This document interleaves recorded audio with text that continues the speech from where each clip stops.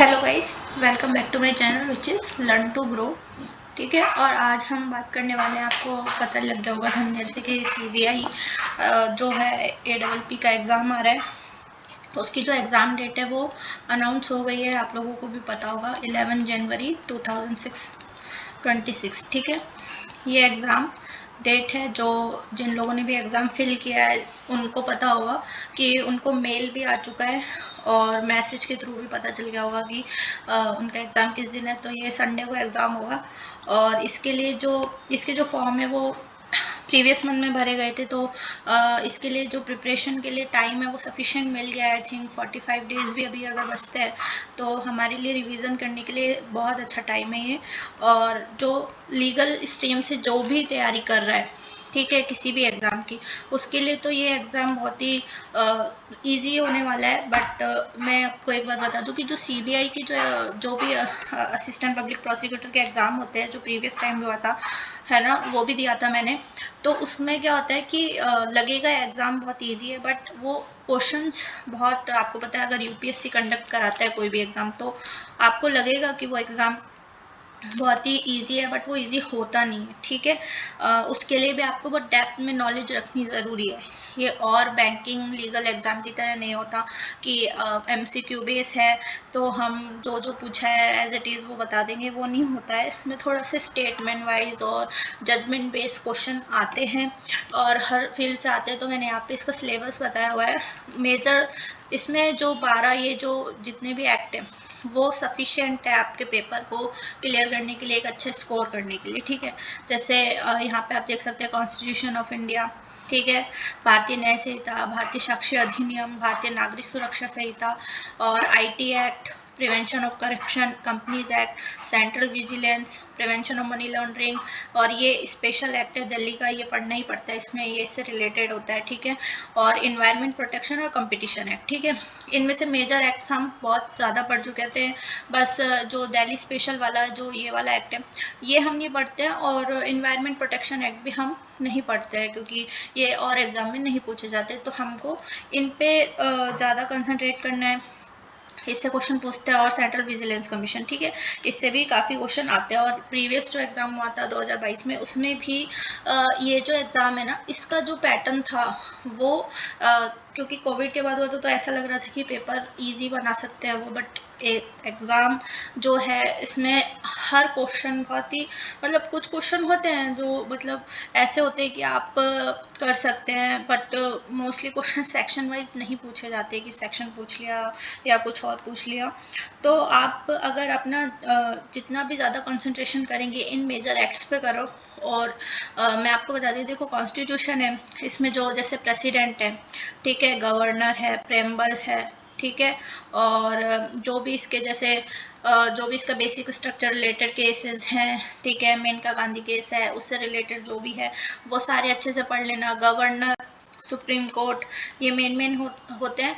और वो भी ये शेड्यूल कास्ट एक्ट, ठीक है, जो भी इसमें प्रोविजन दिए हुए हैं वो सारे आप डेप्थ में पढ़ना। बहुत ही मतलब अच्छे लेवल पे पूछा जाता है क्योंकि इसमें स्टेटमेंट आते हैं बहुत ही ज़्यादा डेप्थ में, बहुत ही माइनर से डिफरेंस होता है हर स्टेटमेंट में। आपको लगेगा ये भी सही है ये भी सही है। तो स्टेटमेंट वाइज क्वेश्चन जो भी ऑप्शंस होते हैं उनमें हमको नॉलेज अच्छी रखनी पड़ती है। ठीक है, वो हर इसमें भारतीय न्याय संहिता, भारतीय साक्ष्य अधिनियम, इसमें भी आपको जो भी जैसे इम्पॉर्टेंट केसेस जो हैं, जो भी न्यू जजमेंट हैं, वो आपको ध्यान में रखनी पड़ेगी।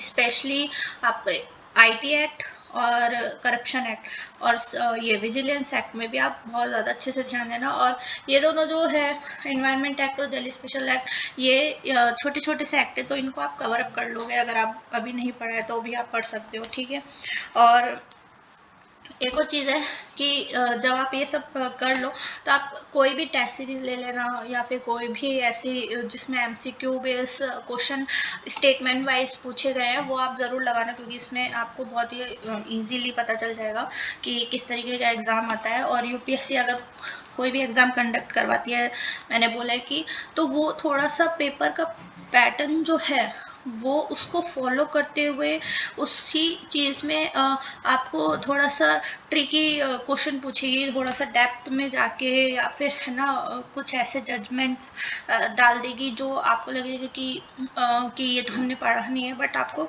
उसमें अपनी बेसिक नॉलेज थोड़ा सा ध्यान में रखना पड़ेगा, ठीक है। और 2 घंटे का ये एग्ज़ाम होने वाला है, ठीक है। 2 आवर्स का एग्ज़ाम होगा, 300 मार्क्स का होता है।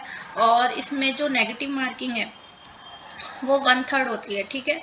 1/3 नेगेटिव मार्किंग है, तो ये बहुत वेटेज अच्छा है।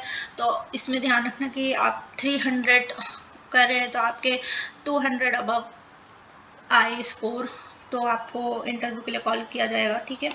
और इंग्लिश में ये पेपर होता है, ठीक है। और मुझे एक और चीज़ आपसे शेयर करनी है कि कोई भी आप जैसे जैसे आपको थोड़ा थोड़ा सा भी इन एक्ट्स का थोड़ा सा भी आइडिया है, तो अभी इतना टाइम है कि आप इसको ना दिसंबर मिड तक इतना रेडी कर लो कि जो भी एक्ट्स हैं आप थोड़ा सा फिंगर्स पे आपके रहे थोड़ा सा, और उसके बाद आप रिवीजन स्टार्ट कर दो, ताकि ये जो एग्ज़ाम है वन टाइम होते हैं, काफ़ी काफ़ी टाइम में आते हैं। इससे पहले अभी 3 साल बाद ये एग्ज़ाम हो रहा है, तो अच्छा वो रखते हैं, इसका वेटेज भी काफ़ी अच्छा रहता है, काफ़ी बच्चे इसको क्लियर करते हैं, ठीक है।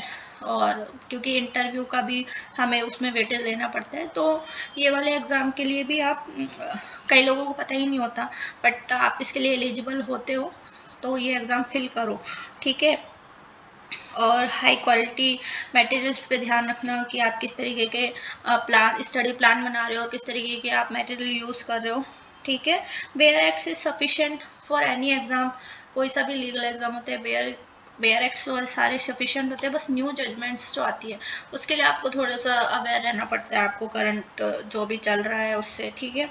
और प्रीवियस ईयर पेपर देख लेना कि जो भी अभी स्टार्ट नहीं करी है प्रिपरेशन, तो प्रीवियस ईयर पेपर आप देखना ज़रूर कि कैसे एग्ज़ाम पूछा गया था, किस तरीके के क्वेश्चन पूछे गए थे, ठीक।